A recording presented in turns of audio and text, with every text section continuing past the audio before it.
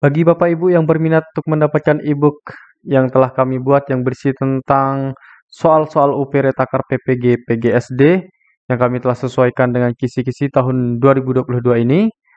Nanti di e-booknya ada kisi-kisi pembahasan dan juga soal sebanyak 388 soal dari 246 halaman. Untuk pemesanannya, silakan Bapak Ibu menghubungi langsung ke nomor WhatsApp yang sudah ada di layar ini. Assalamualaikum warahmatullahi wabarakatuh, Bapak Ibu yang kami hormati.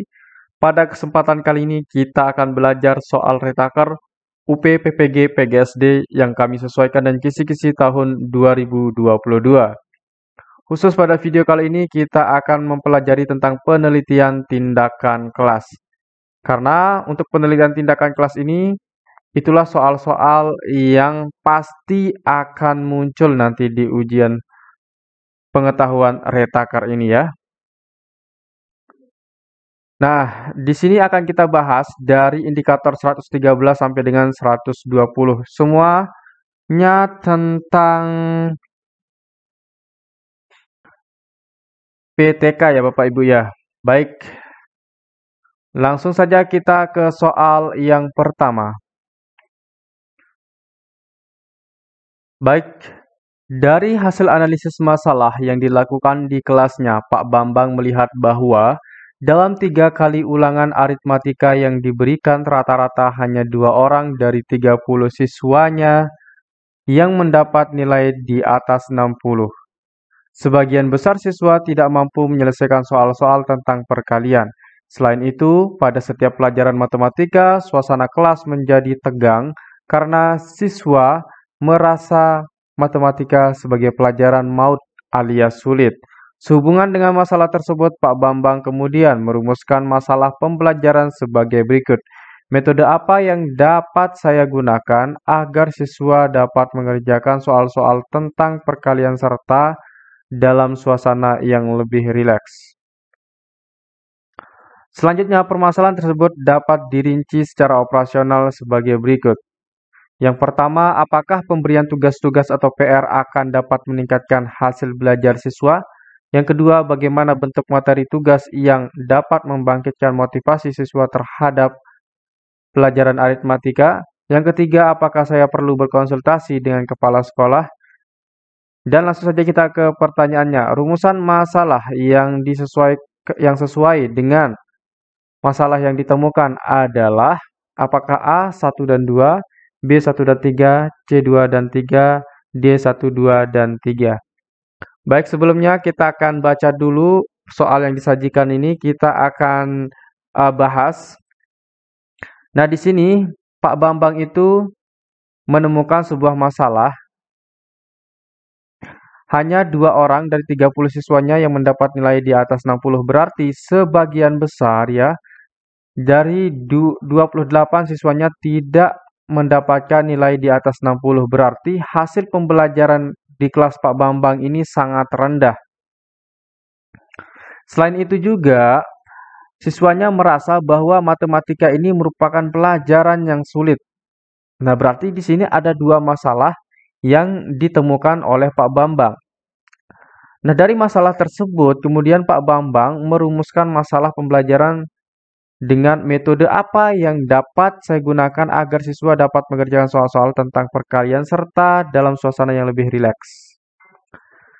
Nah, dari rumusan tersebut maka dapat diperinci sebagai berikut 1, 2, dan 3 ini. Nah, manakah rumusan masalah yang sesuai dengan masalah yang ditemukan? Nah, apakah 1, 2, 3 atau yang mana? Baik, sebelum kita jawab, ya, ternyata di sini jawabannya adalah yang A. Oke. Kenapa kok bisa A? Baik, kita bahas dulu rumusan masalah itu apa sih? Rumusan masalah merupakan pertanyaan yang jelas terhadap hal-hal tertentu, di mana hal ini yang dijadikan sebagai perhatian dan menjadi titik fokus untuk diteliti lebih lanjut.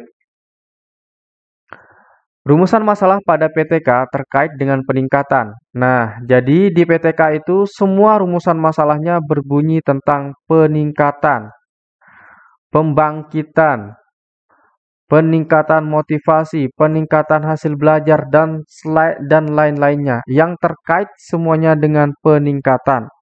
Misalnya, peningkatan ketuntasan belajar dari nilai 50 ke KKM 70. Nah, karena 50 ini kurang dari KKM, maka dia perlu ditingkatkan. Maka nanti rumusan masalahnya tentang peningkatan hasil belajar, ya.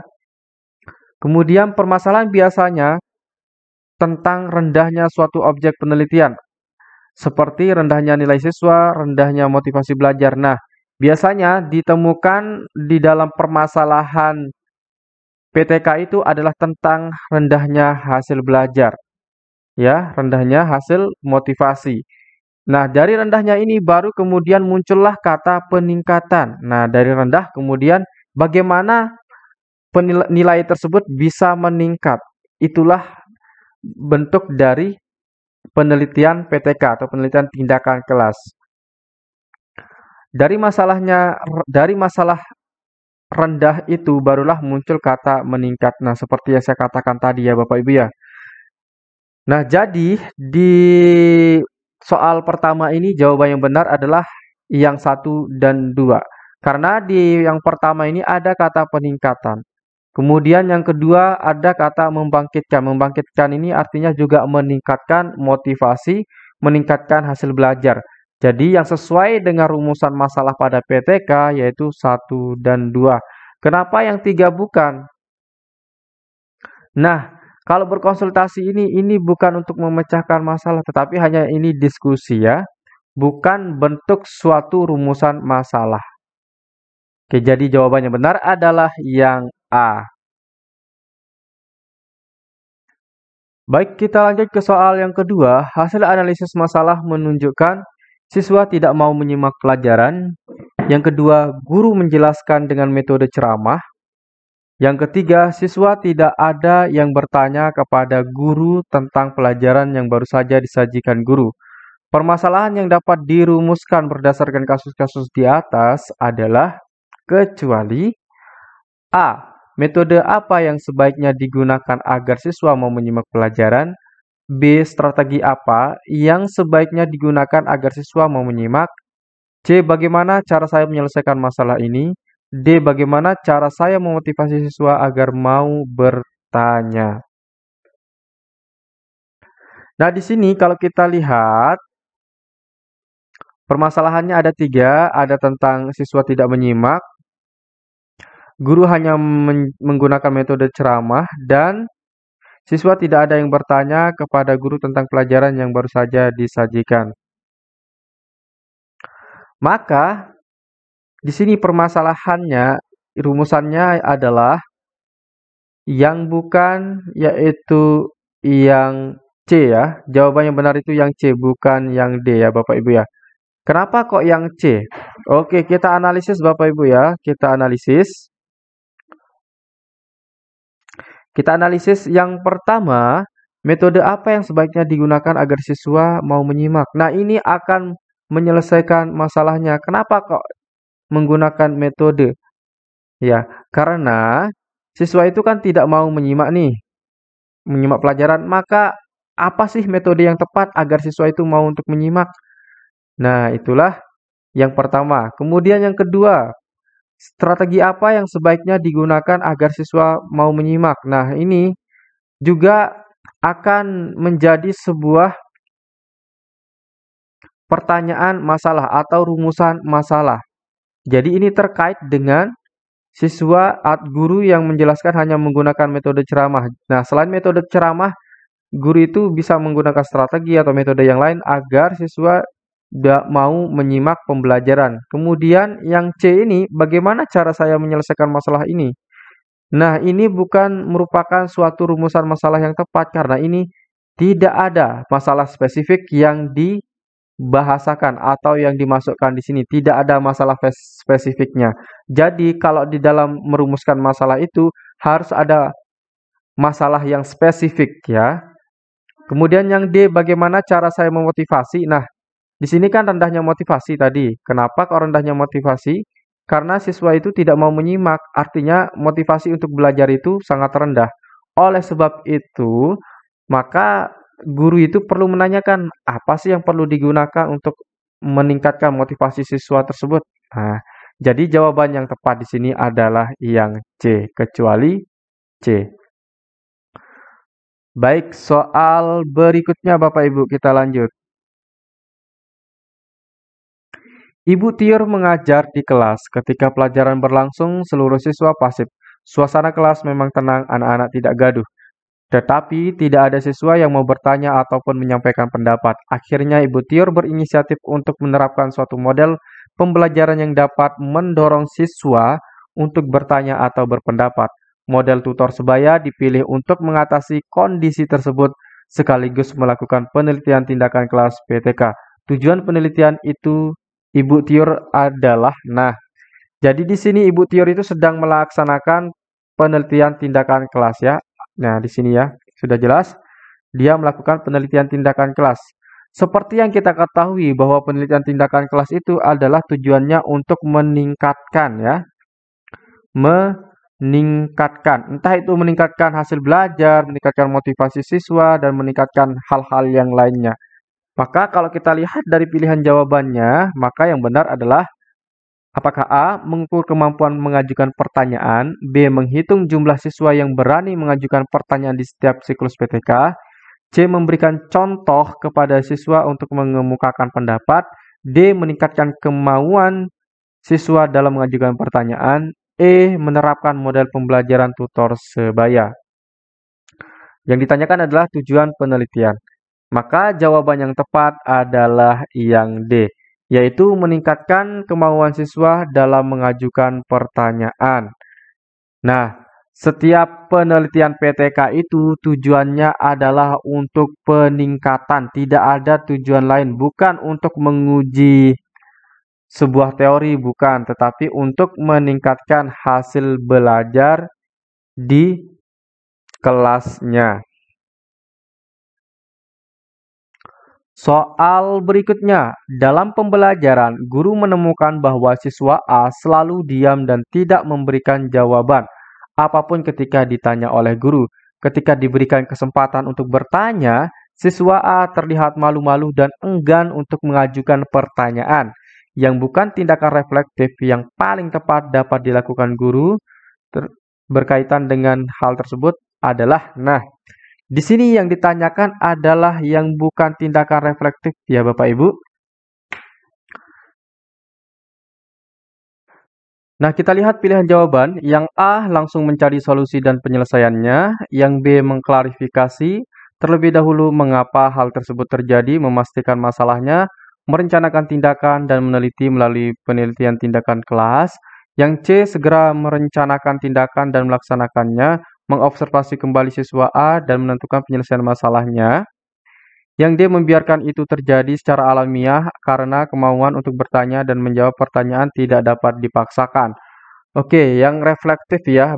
Artinya reflektif itu adalah kita melihat kembali kenapa sih siswa A itu tidak mau menjawab pertanyaan. Nah, itu perlu kita mencari solusinya. Nah, jadi tindakan reflektifnya itu adalah A, B, dan C. Jadi yang bukan merupakan tindakan reflektif adalah yang D. Kenapa kok D itu bukan merupakan tindakan reflektif? Karena dia hanya membiarkan itu terjadi secara alamiah karena kemauan untuk bertanya dan menjawab pertanyaan tidak dapat dipaksakan. Nah, ini merupakan bukan tindakan reflektif kita sebagai guru. Jadi kita harus melihat apa sih yang kurang dari siswa tersebut, apa penyebabnya, dan bagaimana memberikan solusi dari sikap siswa tersebut. Itulah artinya tindakan reflektif. Soal berikutnya, masalah-masalah berikut ini yang tepat dipecahkan melalui penelitian tindakan kelas adalah A. Seorang guru menyadari bahwa saat ini strategi pembelajaran yang dapat diterapkan dalam pembelajaran sangat beragam, sehingga guru tersebut ingin mengetahui manakah strategi pembelajaran yang paling tepat di kelasnya. B. Seorang guru baru saja membaca suatu referensi yang menyatakan bahwa pendekatan kontekstual cocok digunakan dalam mengajarkan materi dalam pembelajaran, sehingga guru tersebut ingin membuktikan kesesuaian hasil penelitian tersebut di kelas yang diampunya.